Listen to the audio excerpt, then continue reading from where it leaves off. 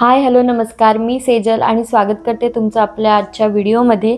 तर आजचा टॉपिक खूप महत्त्वाचा आहे. मला या रिलेटेड खूप साऱ्या कमेंट्ससुद्धा येत असतात आणि मला कोणी भेटलं तरी पण बोलत असतात की श्रीदा आधी किती चबी होती, त्यानंतर आता किती बारीक झालेली आहे, तू काय तिला खाऊ पिऊ घालतेस का?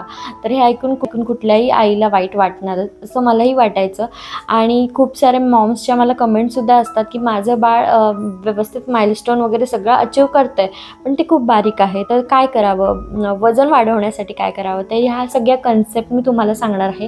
प्रत्येक व्हिडिओमध्ये तुम्ही पाहिलं असाल की प्रत्येकजण हे सांगतो काय काय खायला द्या, त्यामुळे बाळ जाड होईल वगैरे. तर त्या सोडून अजून काही कन्सेप्ट आहेत ज्या माहिती नाही आहेत, तर त्याही तुम्हाला सांगणार आहे. तर पहिलेच आहे की मी पहिले माझ्याबद्दल सांगते की श्रीदा लहान होती, तर तेव्हा ती चब्बी अशी गोलूमोलू होती. त्यानंतर 6 महिने झालं ती स्वतःचे माइलस्टोन अचीव करायला लागली, म्हणजे क्रॉल करायला लागली, रांगायला लागली, त्यानंतर चालायला लागली. त्यामुळे तिची एनर्जी लेवल वाढत गेली. त्यामुळे तिने म्हणजे खातपीत वगैरे व्यवस्थित होती, पण ॲक्टिव्ह एनर्जी लेवल वाढली, ती थोडी बारीक बारीक होत गेली. आणि त्यानंतर आता श्रीदा बरोबर डॉक्टरांच्या ग्रोथ चार्टप्रमाणे बरोबर तिचं वजन मेंटेन आहे. पण काही लोक मला बोलतात की तू तिला खायला पिला देतेस की नाही, व्यवस्थित लक्ष देतेस की नाही. तर मला हेच सांगणं आहे की ती प्रॉपर व्यवस्थित ग्रो करत आहे आणि हेल्दी ग्रो करत आहे. त्यामुळे हा होता माझा पॉईंट ऑफ व्ह्यू. आता तुम्हाला सांगते काही गोष्टी ज्या आपण लक्ष दिला पाहिजे लहान मुलांकडे. तर पहिलं आहे, लहान मुलांचा स्वभाव खूप मॅटर करतो लहान मुलांच्या ग्रोथ फॅक्टरमध्ये. आता काही मुलं असतात ती खूप शांत असतात किंवा मग काही ॲक्टिव्ह म्हणजे नसतात, तर त्यामध्ये वजन वाढण्याची जास्त शक्यता असते. तर काही मुलं असतात की खूप एनर्जेटिक असतात, ॲक्टिव्ह असतात, त्यामुळे त्यांचं वजन म्हणजे फारसं वाढत नाही, कारण का त्यांचं तेवढं कॅलरी बर्न चालू असतं. त्यांचा स्वभाव म्हणजे की चिडचिडं वगैरे असणं, त्यामुळे पण मुलं जास्त ग्रो करत नाहीत. ग्रो करत नाही म्हणजे वेट गेन करत नाहीत. त्यानंतर सेकंड फॅक्टर आहे तो म्हणजे बाळाची झोप.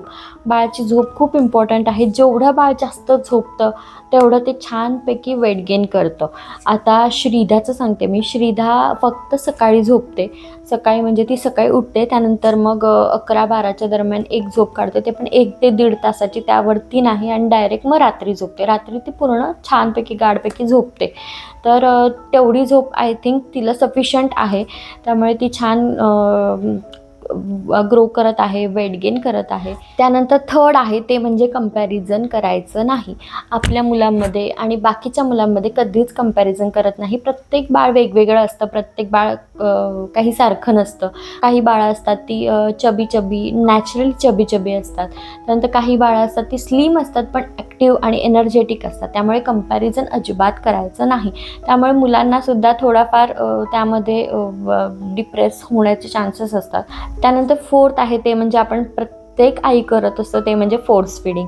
फोर्स फिडिंग करणं थांबवलं पाहिजे. लहान मुलांना अजिबात फोर्स करून खायला दिलं नाही पाहिजे, कारण का ते आपण जेवढं फोर्स करून भरू, म्हणजे आपण त्यांच्या पाठीपाठी फरतो, बाबा हा चिवचा घास, हा काऊचा घास, असं करून जर का मुलं खात नसतील किंवा थुकत असतील तर त्यांना फोर्स फिडिंग करणं बंद करा.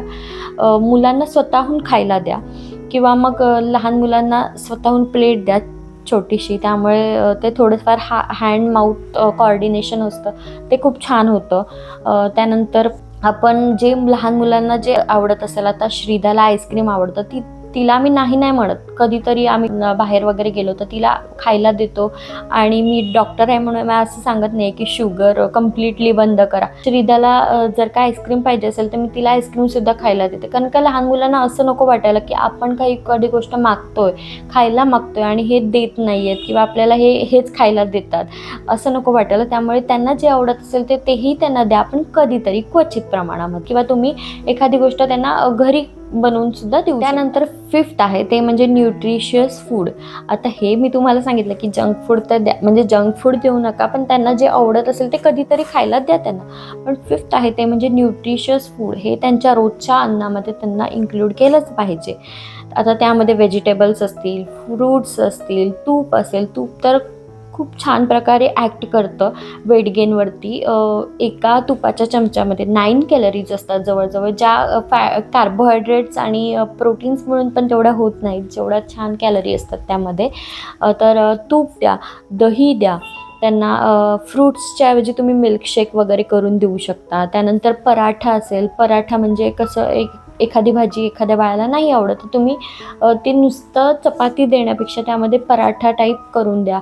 ते लहान मुलं खूप छान आवडीने खातात. नंतर त्यांना ड्रायफ्रूट्स द्या, ड्रायफ्रूटचे लाडू बनवून द्या. अशा काही गोष्टी असतील ज्या त्यांना आवडत असतील त्या प्रकारे त्यांना करून द्या, पण न्यूट्रिशियस फूड द्या. त्यानंतर 6वा पॉईंट आहे तो म्हणजे लहान मुलांना आता हल्लीच्या ह्याच्यामध्ये आपल्या जनरेशनपासून सुरुवात झालेली आहे की मोबाईलचं प्रमाण जास्त आहे. मोबाईलच्या प्रमाणामुळे काय होतं, लहान मुलं त्यामध्येच गुंतून जातात, त्यामुळे खाण्याकडे लक्ष कमी, त्या मोबाईलमध्ये जास्त लक्ष असतं.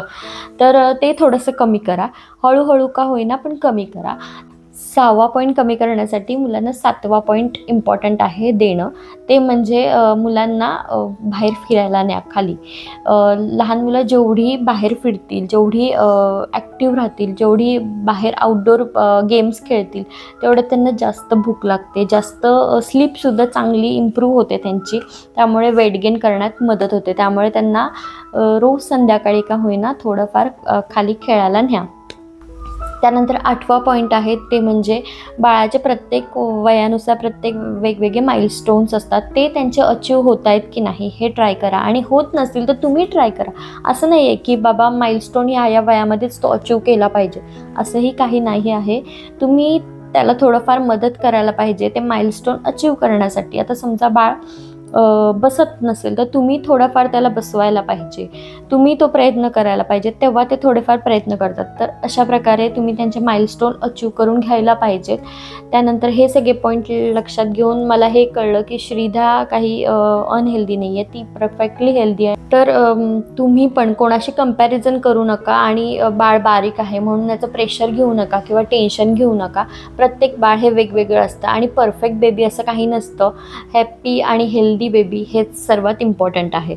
हा व्हिडिओ तुम्हाला आवडला असेल तर नक्की लाईक, शेअर आणि चॅनलला नक्की सबस्क्राईब करा आणि भेटूया पुढच्या व्हिडिओमध्ये. तोपर्यंत बाय.